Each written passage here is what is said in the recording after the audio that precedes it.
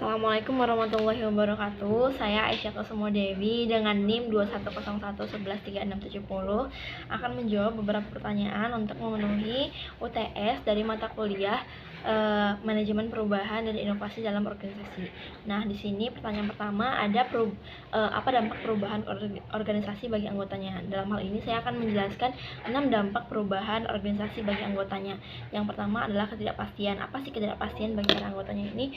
Maksudnya adalah perubahan ini dapat menciptakan ketidakpastian di antara anggotanya. Mereka mungkin merasa tidak yakin tentang peran baru dan tugas baru yang mereka emban. Nah, yang kedua ada resisten. Beberapa anggota mungkin resisten terhadap perubahan, terutama jika mereka merasa perubahan tersebut mengancam stabilitas atau kenyamanan mereka.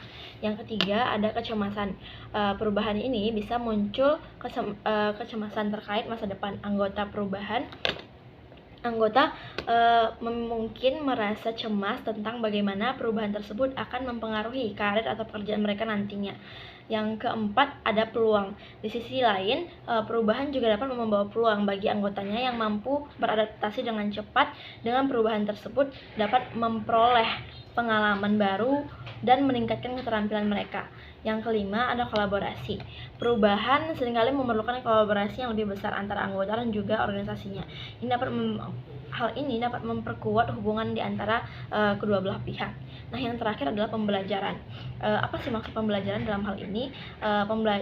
Anggota dalam perubahan, anggota dapat mengembangkan diri mereka. Mereka mungkin harus memperoleh pengetahuan baru atau keterampilan baru untuk hasil dalam lingkungan dalam perubahan. Nah, ini dalam hal ini bukan hanya bagusnya dari perubahan dalam organisasi ini, tapi juga ada apa sih hambatan yang akan didapatkan oleh para anggota dengan adanya perubahan ini.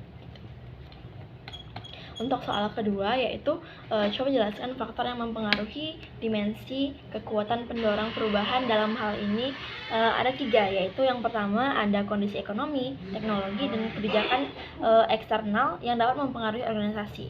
Nah, maksud dari faktor-faktor ini adalah yang pertama, kita jelaskan dulu satu persatu.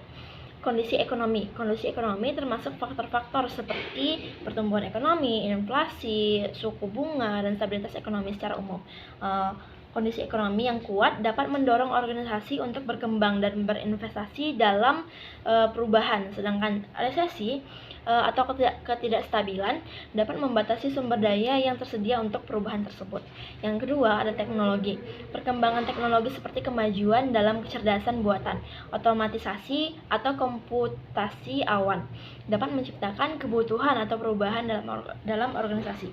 Organisasi yang ingin tetap kompetitif harus merespon perubahan teknologi dengan menyesuaikan proses item atau produk mereka, apalagi di zaman digitalisasi seperti sekarang ini. Jika suatu organisasi ini tidak menerapkan tidak mengikuti teknologi yang ada, maka mereka akan tertinggal jauh dengan organisasi-organisasi yang menerapkan teknologi seperti digitalisasi pada saat sekarang ini. Nah, yang terakhir itu yang ketiga ada kebijakan eksternal.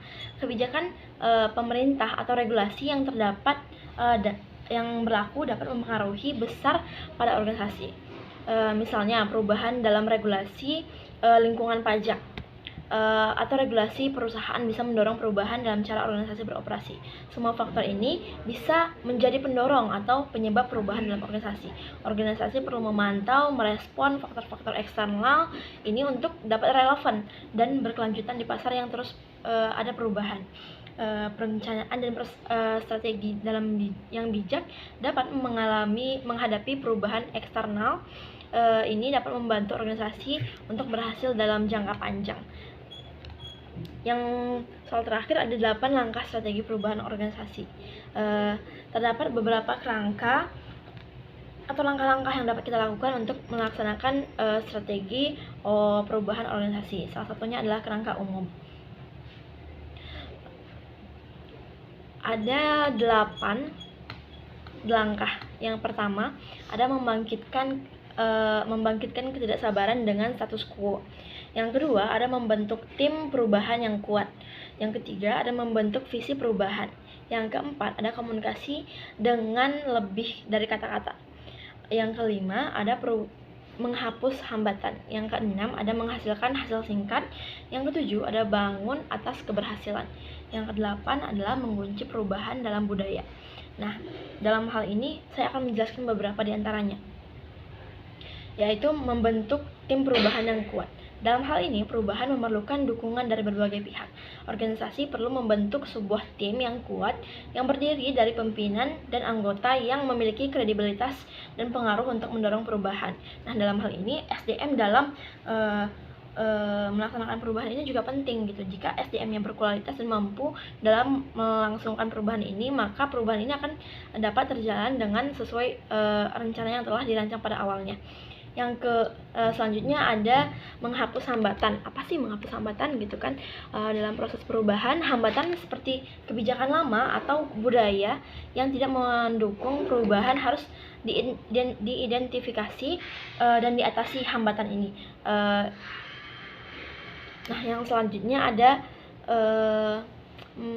membentuk visi perubahan. Organisasi perlu merancang visi yang jelas dan inspiratif tentang masa depan untuk yang diinginkan. Visi ini harus mudah dimengerti dan memotivasi anggota untuk berpartisipasi dalam perubahan.